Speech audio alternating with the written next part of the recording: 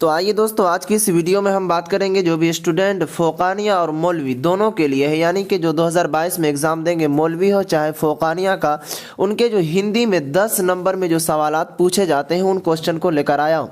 जी हाँ, ये 100% उम्मीद है और चांस नहीं, ये मत समझिए कि चांस को तो छोड़ दीजिए, ये 100% में 100% क्वेश्चन पूछा जाएगा।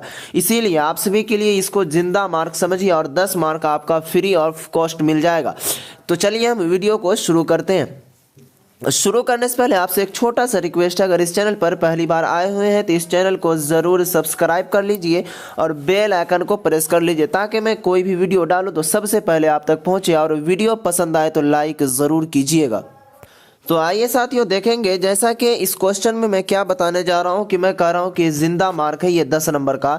तो देखेंगे आपके जो एग्ज़ाम होता है, चाहे फोकानिया हो चाहे मौलवी हो, तो हिंदी का जो सवालात आता है उनमें आपको निबंध पूछते हैं, जिसे हम मजमून कहते हैं उर्दू में।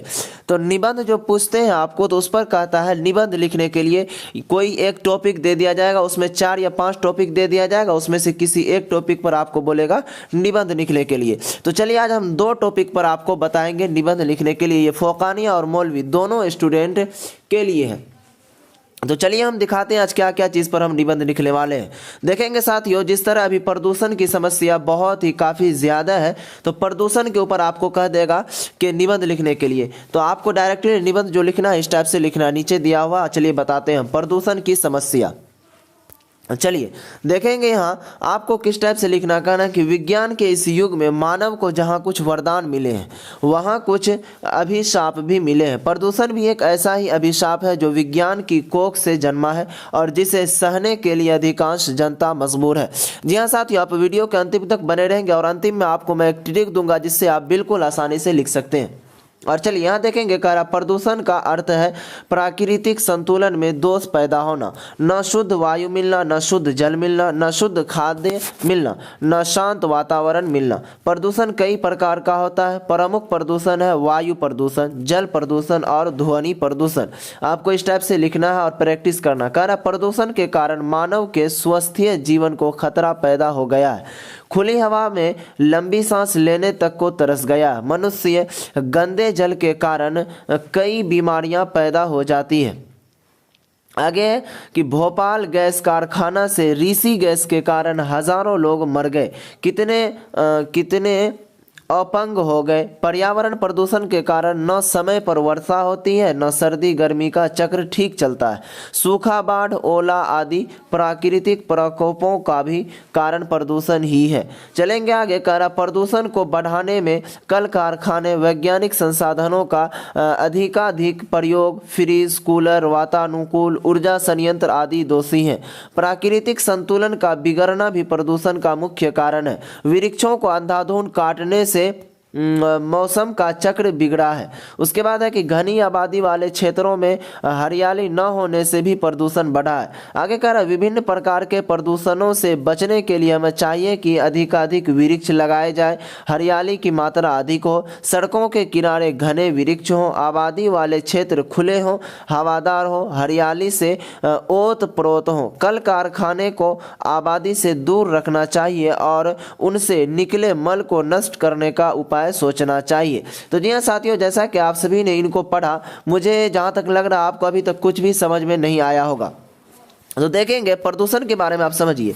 अरे सर जी, प्रदूषण आप नहीं समझे क्या? तो फिर से समझिए कि प्रदूषण किसको बोलते हैं। जिस तरह हम अपने बाइक को चलाते हैं, उनसे जो क्या कहते हैं गंदी हवाएं निकलती हैं, वही ना प्रदूषण फैलाता है। और क्या फैलाता है, जैसे मान लीजिए हम कचरा फेंकते हैं, वो प्रदूषण फैला देता है। अभी के ज़माने में सबसे ज़्यादा गाड़ी की जो धुआं वगैरह निकलती है, उनसे प्रदूषण फैल जाता है। तो देखेंगे प्रदूषण की जो समस्या बोलेगा लिखने के लिए, तो उसमें डायरेक्टली हम लिख देंगे कि प्रदूषण की समस्या अभी वर्तमान समय में इतनी काफ़ी बढ़ गई है कि जहां लोगों को बहुत ही परेशानी से गुजरना पड़ता है। बहुत सारी चीज़ जो आपके जहनों में आते हैं, जैसे क्या कहते हैं सांस लेने में परेशानी होती है। उसके बाद क्या कहते हैं, बाहर अगर हम निकलते हैं तो घूमने फिरने में परेशानी होती है। और क्या कहते हैं, जैसे कि हरे गाछ वृक्ष जितने भी पेड़ पौधे होते हैं उनको काट दिया जाता है, उनके वजह से भी प्रदूषण की समस्या हो जाती है। तो इस टाइप से आपको लिख देना। आप चलेंगे दूसरा में कि आपको वो जब बोल देगा एक और दूसरा चीज़ कि उसमें भी लिखने के लिए, तो मैं इस पर 2 टॉपिक पर बनाया हूँ।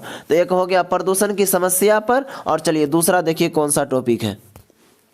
और जो साथियों दूसरा टॉपिक है स्वतंत्रता दिवस के ऊपर। आपको कह देगा कि स्वतंत्रता दिवस के ऊपर आप एक निबंध लिखें, तो आपको क्या लिखना है, तो इसमें समझिए। देखेंगे कह रहा है कि स्वतंत्रता दिवस भारत का राष्ट्रीय त्योहार है। स्वतंत्रता दिवस क्या है, भारत का एक राष्ट्रीय त्योहार मतलब पर्व है।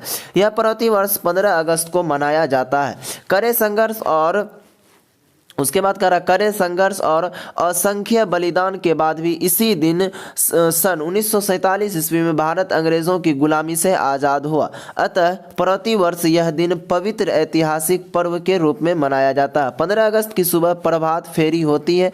भारत माता की जय, गांधी जी की जय और 15 अगस्त जिंदाबाद के नारों से वातावरण गूंज उठता है। सरकारी दफ्तरों, कॉलेजों, स्कूलों और अन्य संस्थानों में प्रायः 8-9 बजे तक झंडा फहराया जाता है। पुलिस की परेड होती है। चारों ओर जनगण मन की ध्वनि से वातावरण देशभक्ति पूर्ण हो जाता है। दिल्ली के लाल किले पर प्रधानमंत्री झंडा फहराते हैं। जगह जगह मिठाइयाँ बांटी जाती है। इस अवसर पर जहाँ तहाँ गोष्ठियाँ, कवि सम्मेलन और प्रतियोगिताओं का आयोजन होता है। मैदानों में खेल कूद की प्रतियोगिता होती है। स्कूल कॉलेजों में देश के महावीरों पर फिल्में दिखाई जाती है। देश की समृद्धि विकास की कामना की जाती है। इस प्रकार सुबह से रात 10-11 बजे तक स्वतंत्रता दिवस बड़ी धूमधाम से मनाया जाता है। हिंदू, मुस्लिम, सिख, ईसाई सभी देशवासी मिलजुल कर धूमधाम से यह त्योहार मनाते हैं तथा हमारी एकता और सुदृढ़ होती है। स्वतंत्रता दिवस हमारे हजारों लाखों बलिदान का प्रतिफल है। अतः इसे सुरक्षित रखना और इसकी महत्ता को बनाए रखना समस्त देशवासियों का परम कर्तव्य है। तो देखेंगे साथियों इस टाइप से तो आपको बहुत भारी लगा होगा, तो इसको इस टाइप से भी हम इजी करके लिख सकते हैं कि स्वतंत्रता दिवस क्या है। तो इसको इस तरह लिख सकते हैं कि स्वतंत्रता दिवस एक भारत का राष्ट्रीय त्योहार है यानी पर्व है। और उसके बाद लिख देंगे कि यह हर वर्ष 15 अगस्त को मनाया जाता है। यानी कि इस वर्ष को इसलिए 15 अगस्त स्वतंत्रता दिवस को इसलिए मनाया जाता है क्योंकि इसी दिन 15 अगस्त 1947 ईस्वी को भारत क्या कहते हैं अंग्रेजों के गुलामी से छुटकारा मिला था। और क्या कहते हैं इसमें हजारों के जान गए थे। और इसी टाइप से आपको जो भी, लेकिन शुरू वाला जो वर्ड लिखेंगे ना उसमें अच्छी तरह से 2-3 वर्ड लिख दीजिए। उसके बाद बीच में आपको जो मन में आता है वो लिख देंगे, तो इंशाल्लाह आपका मार्क्स नहीं कटेगा। तो जी हाँ साथियों, इनमें आपका 10 नंबर का ये सवालात थे। जैसा कि आप सभी फोकानी और मौलवी दोनों के लिए ये था, हिंदी के लिए इसमें हल हो गया। ये सब जिंदा मार्क है। उनके बाद फिर मैं आपको ला कर देता हूँ कि निबंध किस टाइप पर पूछे जाते हैं और कहाँ कहाँ लिखे जाएंगे और किस टाइप से पूछे जाएंगे। तो इसमें मैं 2 निबंध को लिखाया हूँ। क्या क्या चीज़ पर, तो स्वतंत्रता दिवस और एक है प्रदूषण की समस्या पर। तो मुझे उम्मीद है कि अगर ये क्वेश्चन आएगा तो आप इनको छोड़ेंगे नहीं, बिल्कुल टपका देना है। तो चलेंगे दोस्तों, फिर मिलेंगे अगली वीडियो में अगली टॉपिक के साथ।